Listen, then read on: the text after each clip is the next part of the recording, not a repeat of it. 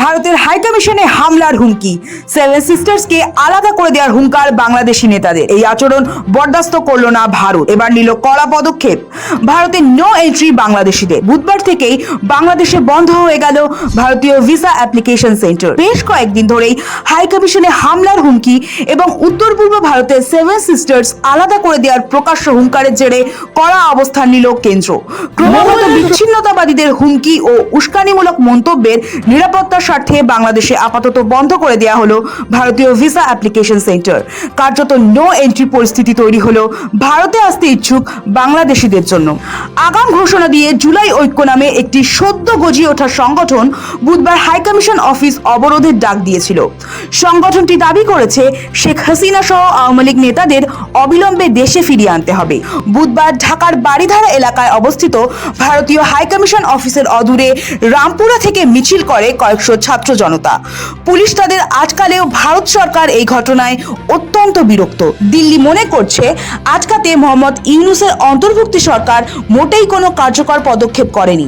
হাসিনার প্রত্যর্পণে চাপ সৃষ্টির উদ্দেশ্যে হাইকমিশন অভিযানের কর্মসূচিকে অকারণ অস্থিরতা সৃষ্টির চেষ্টা বলে মনে করছে দিল্লির বিদেশ মন্ত্রক, যে কারণে ভারত সরকার হাইকমিশনের কর্মকর্তাদের নিরাপত্তা নিয়ে চিন্তিত।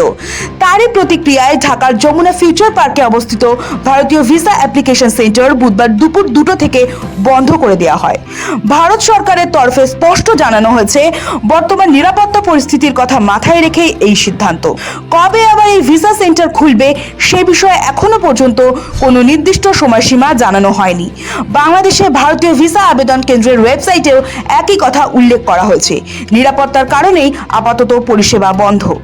যাদের বুধবার ভিসার জন্য আগাম অ্যাপয়েন্টমেন্ট ছিল তাদের পরে নতুন করে অ্যাপয়েন্টমেন্ট দেওয়া হবে বলে জানানো হয়েছে। স্থান ও সময় আলাদা করে জানিয়ে দেওয়া হবে বলে আশ্বাস দেওয়া হয়েছে। কিন্তু ততদিনে চরম সমস্যায় পড়তে চলেছেন বহু বাংলাদেশি নাগরিক, বিশেষ করে যারা ভারতে এসে অন্য দেশের ফ্লাইট ধরেন। তাদের যাত্রা কার্যত অনিশ্চিত হয়ে পড়ল। নয়াদিল্লির এই সিদ্ধান্তের নেপথ্যে যে শুধু প্রশাসনিক কারণ নয় তা স্পষ্ট। বুধবারই বিশেষ মন্ত্রকের তরফে ভারত বাংলাদেশের হাই কমিশনার মোহাম্মদ রিয়াজ হামিদুল্লাহকে ডেকে পাঠানো হয়। বাংলাদেশের নিরাপত্তা পরিস্থিতির ক্রমে যে অবনতি হচ্ছে সে বিষয় নিয়ে উদ্বেগ প্রকাশ করা হয়। একই সঙ্গে হাইকমিশনে হামলার হুমকি এবং ভারতের সেভেন সিস্টার্স অর্থাৎ উত্তর পূর্ব ভারতের 7 রাজ্য কেড়ে নেওয়ার যে হুমকি দিয়েছেন বাংলাদেশের এনসিপি নেতা, তার তীব্র প্রতিবাদ জানায় ভারত। নয়াদিল্লির পক্ষ থেকে স্পষ্ট বার্তা দেওয়া হয়েছে, এই ধরনের বিচ্ছিন্নতাবাদী হুমকি ও উস্কানিমূলক বক্তব্য কোনোভাবেই বরদাস্ত করা হবে না। ভারতের সার্বভৌমত্ব ও কূটনৈতিক মিশনের নিরাপত্তা নিয়ে আপোষের প্রশ্ন নেই। সেই কারণেই পরিস্থিতি আরো খারাপ হওয়ার আগেই প্রতিরোধমূলক পদক্ষেপ হিসেবে ভিসা পরিষেবা বন্ধের সিদ্ধান্ত। তবে শুধু হাইকমিশন অফিস অভিযানই নয়, বাংলাদেশ সরকারের সাম্প্রতিক কিছু পদক্ষেপ ঘিরেও নয়াদিল্লি অত্যন্ত বিরক্ত। মঙ্গলবার দুদেশে বিজয় দিবস পালন করে। 1971 সালের 16ই ডিসেম্বর ঢাকার রেসকোর্স ময়দানে পাকিস্তানি সেনার আত্মসমর্পণের মধ্য দিয়ে পাকিস্তানের কবল মুক্ত হয়েছিল বাংলাদেশ। অন্যদিকে ওই দিনই পাকিস্তানের বিরুদ্ধে বিজয় হাসিল করে ভারত।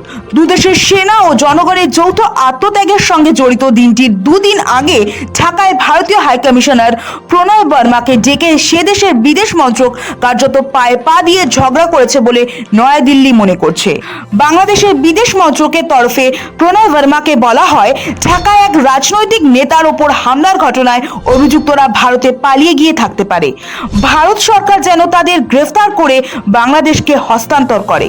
যদিও বাংলাদেশ পুলিশ সরকারিভাবে বলেছে অভিযুক্তরা সীমান্ত পেরিয়েছে এমন কোনো তথ্য প্রমাণ তাদের কাছে নেই।